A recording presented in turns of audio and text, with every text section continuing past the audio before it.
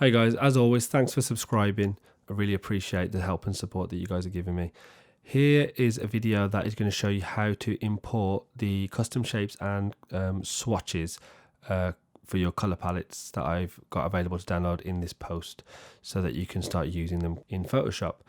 To be able to do that first, so I've got my swatches palette panel open here. You can actually go to Windows and turn on swatches. There we go. There's a little active swatch there. So if you can't see it, just go to Windows and activate swatches. And you see how it works is each folder or each palette that you have has a different swatches in there, or little thumbnails of the colors. So every time you import something or import in a folder, and then you can sort of select and choose the colors that you want to choose. The reason for these color swatches that these palettes is just so that you've got a limited palette to choose from, so your painting doesn't end up going too far off and becoming unappealing. So just sort of trying to throw too many colors in. If you sort of start with a palette like this and becomes sort of almost limit yourself, then you'll have a much more pleasing painting by the end of it that hasn't overly stimulated the viewer's eye with loads of random different colors. That's why I've created these. So firstly, if you just got the swatches panel open, you'll see this little, I think it's called a burger icon here, I think. You click that and then you go to import swatches, and then you just navigate to wherever you've got the swatch. So once you've downloaded the swatches, the best thing to do is go into the Go menu on the Mac, or you just need to navigate to your, I believe, C drive on your Windows computer, and somehow get to this applications support folder here. And under application support, you'll see Adobe, and then you can go to Adobe Photoshop 2020, and then presets, and then color swatches. If I'm going to be honest, I'm not sure if it works with an application support folder on the PC, but just navigate to the Adobe folder, find Photoshop, the presets folder, and then just find this color swatches menu. And all you want to do is just drag all of those .act files into here, and that way they're all in one place and you're sort of not going to lose them. They'll always be part of Photoshop. And then you just import them from here, and once you import them, they'll appear as a folder, which you can then see here. The next thing I'm going to show you is how to use the custom shapes, and maybe even why you would use them.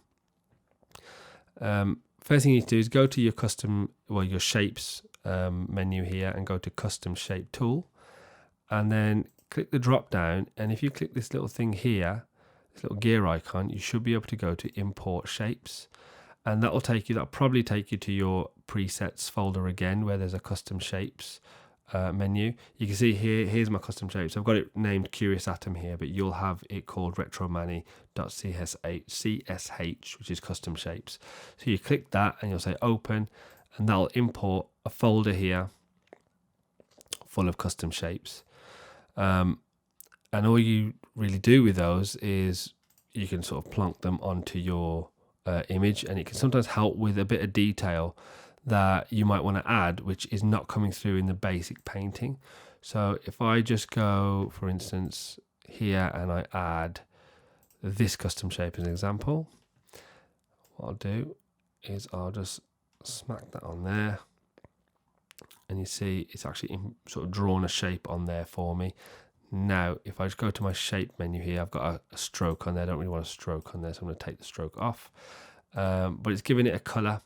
I can always change the color to something a bit more appealing.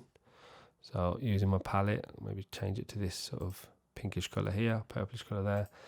And there you go. Now I've got a custom shape on there, but that's not all I can do. Because it's a custom shape, I can resize it, and nothing changes. It doesn't become pixelated or anything. So I can resize it to my heart's content, like I am doing here. And I can even distort it a little bit so that it fits the front of my building here. So I want to sort of create almost like a futuristic kind of cladding look to the building here. So I'm just going to try and match the dimensions of it.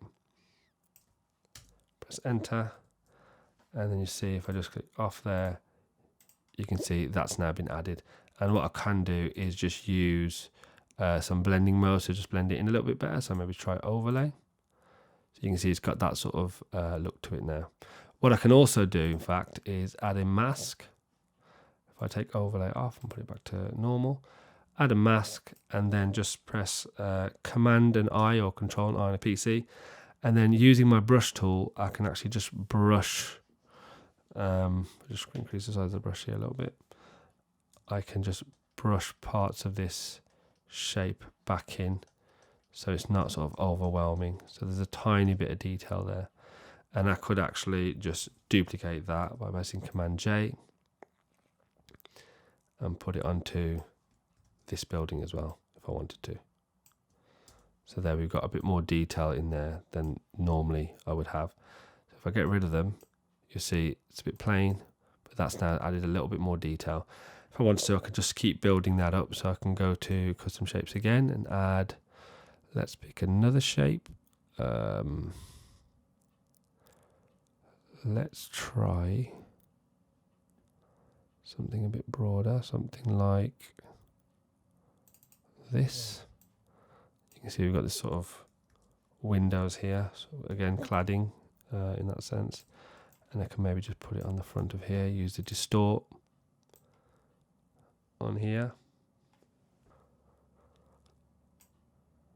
And use it maybe across these two buildings here. Nice and straight there, just straighten that out.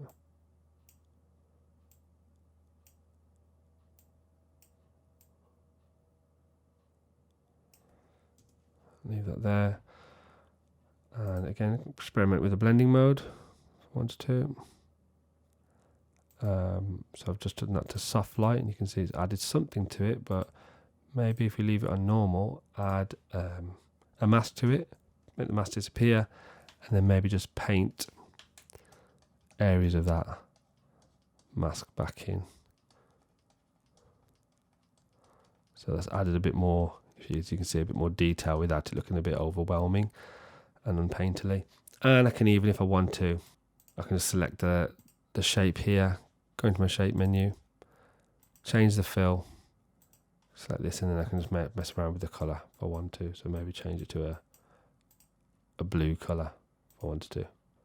And there you have it. So that's just a way of getting your ideas on a canvas and sort of adding detail without spending too much time on the sort of tiny little details, because, you know, they can be a bit frustrating. And I always think the sort of key to making art enjoyable is to try and make the process as easy as possible without it being overly tedious.